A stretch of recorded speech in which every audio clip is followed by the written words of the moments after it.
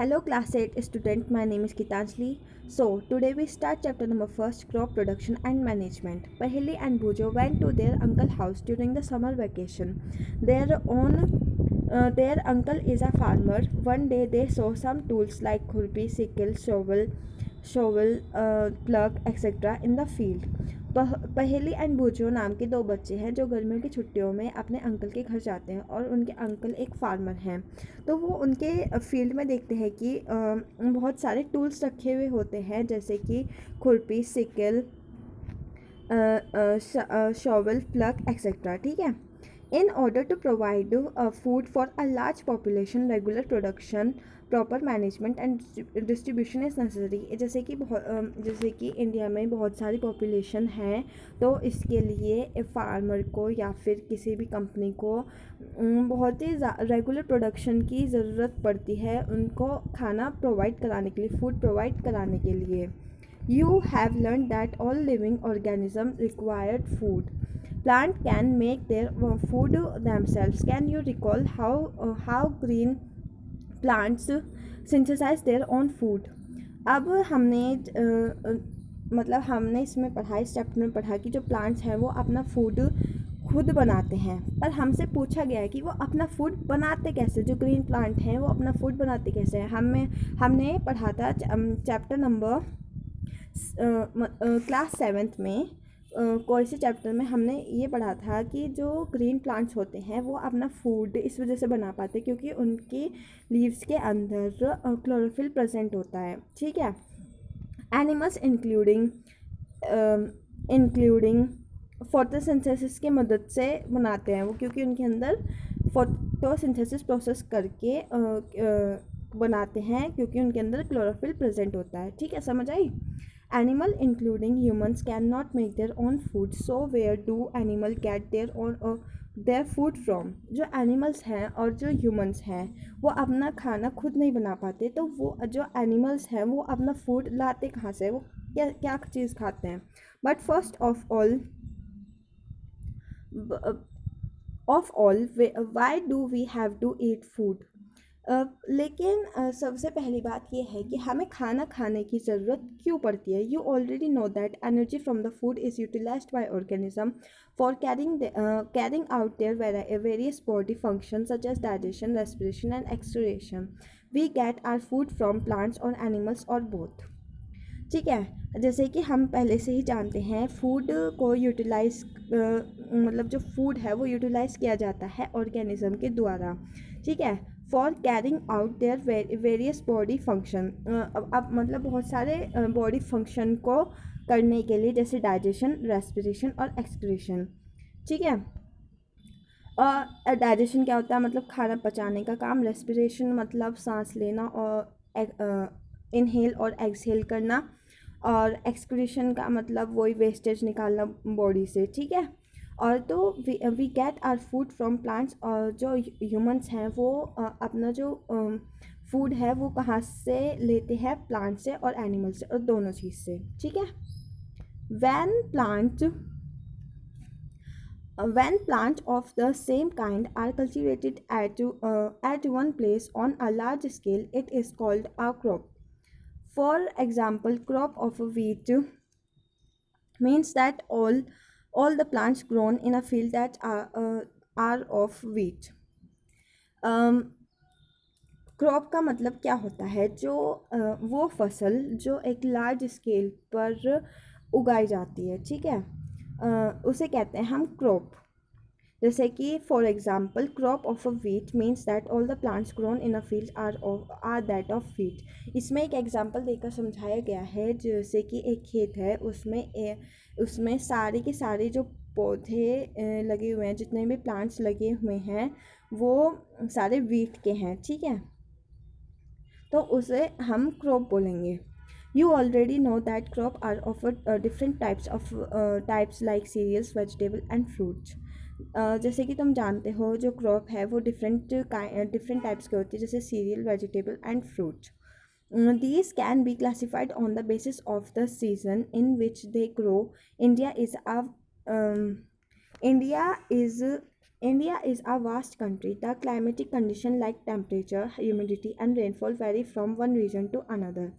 जैसे कि हमें पता है कि जो इंडिया है एक बहुत ही बड़ी कंट्री है, ठीक है, और यहाँ पे हर तरह की कंडीशन अवेलेबल है, जैसे टेम्परेचर, ह्यूमिडिटी, रेनफॉल एक रीजन से दूसरे रीजन तक यहाँ पे बदलती ही रहती है, ठीक है। जैसे कि किसी भी स्टेट में चलो तो वहाँ पे ज़्यादा गर्मी पड़ेगी, किसी स्टेट में मतलब ठंड पड़नी शुरू हो जाएगी, कहीं ज़्यादा बारिश होगी, ऐसे।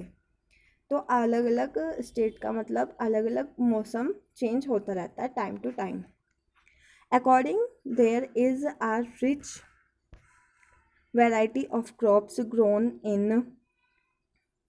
grown in different parts of the country. Despite these diversity, two broad cropping patterns can be identified. These are kharif crop, rabi crop, ठीक है। दो टाइप की क्रॉप हमें यहाँ पे दी गई है। चलो अब पढ़ेंगे हम खारिफ क्रॉप क्या होता है। The crop which are sown in the rainy season are called kharif crop. Kharif crop वो होता है जो कि बारिश के मौसम में उगाई जाती है। The rainy season in India is generally from June to सितंबर।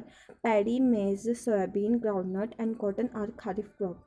हाँ, जो रेनी सीज़न होता है वो इंडिया में जून टू सितंबर होता है, और उस सीज़न के बीच मतलब उस सीज़न में हम कौन सी क्रॉप उगाई जाती है, paddy, maize, soybean, groundnut and cotton, ठीक है। और इन्हें हम क्या बोलते हैं, खारिफ क्रॉप। वो क्रॉप्स जो कि रेनी सीज़न में उगाई जाती हैं उन्हें हम बोलते हैं kharif crop. Number second, rabi crop. The crop grown in the winter season, October to March, are called rabi crop. Example of rabi crop are wheat, gram, pea, mustard, and linseed. Beside these, pulses and vegetable are grown during summer at many places. Rabi crop क्या होती है। राबी crop जो होती है वो winter season में उगाई जाती है, और उसका टाइमिंग क्या होती है, अक्टूबर टू मार्च। और इसमें एग्जांपल दिए हैं wheat, gram, pea, mustard and linseed, ठीक है। और ऐसी बहुत सी दालें होती हैं, पल्सेस होती हैं और वेजिटेबल्स होती हैं जो समर सीज़न के द्वारा भी, मतलब जब समर सीज़न होता है तब भी उगाई जाती है बहुत सी जगहों पर। अब होता है 1.2 basic practices of crop production, ठीक है। चलो थोड़ा सा देख लेते हैं इसकी तरफ भी।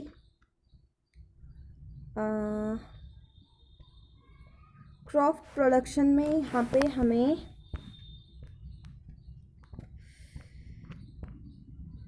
हाँ चलो देखो, why paddy can not be grown in the winter season. यहाँ पर एक बच्चा है वो पूछता है कि जो पैडी क्रॉप है वो विंटर सीजन में क्यों नहीं उगाई जाती। तो दूसरा बच्चा आंसर देता है, paddy requires a lot of water, therefore it is grown only in the rainy season. तो फिर पहले बच्चे ने तो ये पूछा कि जो पैडी क्रॉप है वो विंटर सीजन में क्यों नहीं उगाई जाती। तो दूसरे बच्चे ने आंसर किया यहाँ पर कि जो पैडी क्रॉप है वो इसलिए नहीं उगाई जाती विंटर सीजन में क्योंकि उसे लॉट ऑफ वाटर की ज़रूरत पड़ती है, बहुत सारा पानी चाहिए होता है, तो रेनी सीजन में इसलिए उगाई जाती है वो। Cultivation of a crop involve several activities undertaken by farmer over a period of time. You may find that these activities are similar to these carried out by our gardener or even by you when you grow ornamental plants in your house. These activities or tasks are referred to as agriculture practices which are listed below. तो ये कुछ agriculture practices के हमें नाम दिए गए हैं, जैसे प्रिपरेशन ऑफ सॉइल को प्रिपेयर करना, sowing, adding manure and fertiliser, irrigation, protecting from weeds, harvesting and storage.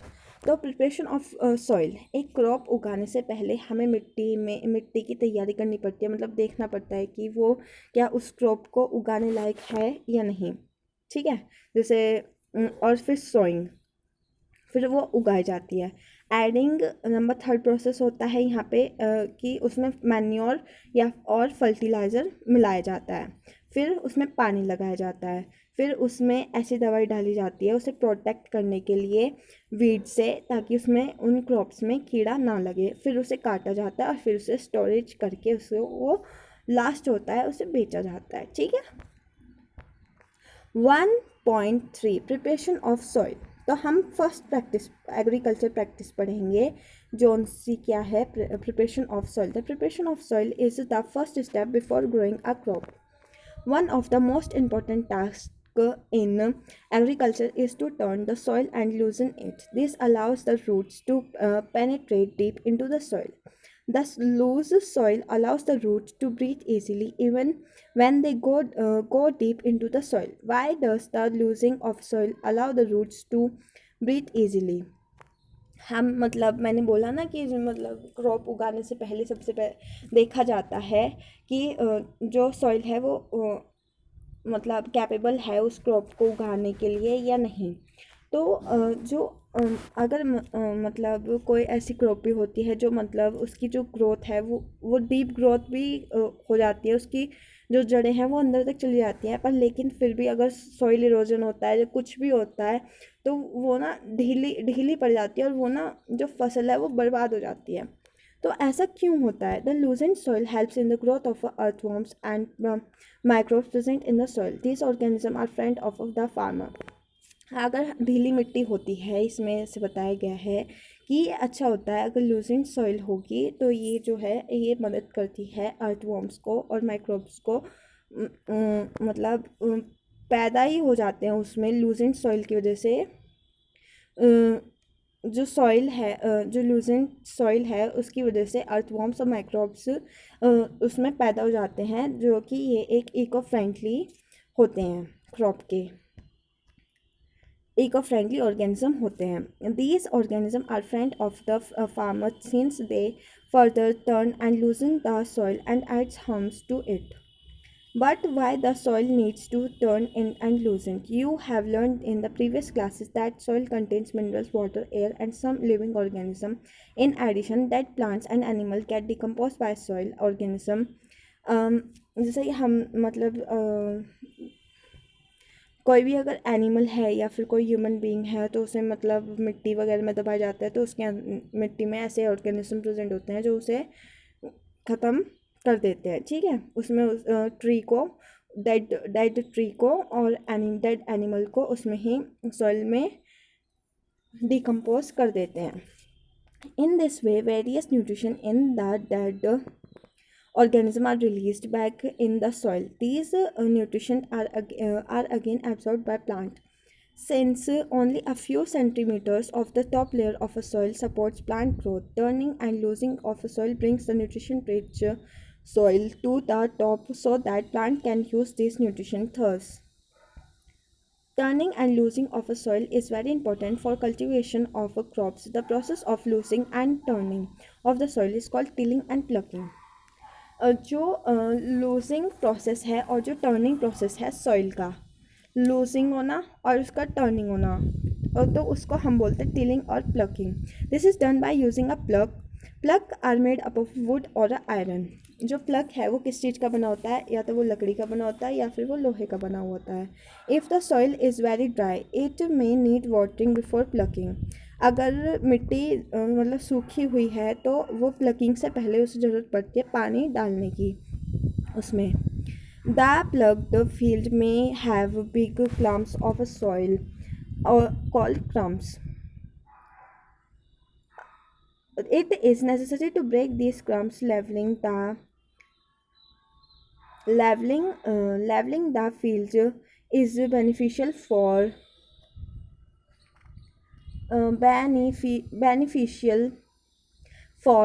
sowing as well as for irrigation. Leveling of a soil is done with the help of a leveler. Sometimes manure is added to the soil before tilling. This helps in proper mixing of manure with soils. The soil is moistened before sowing.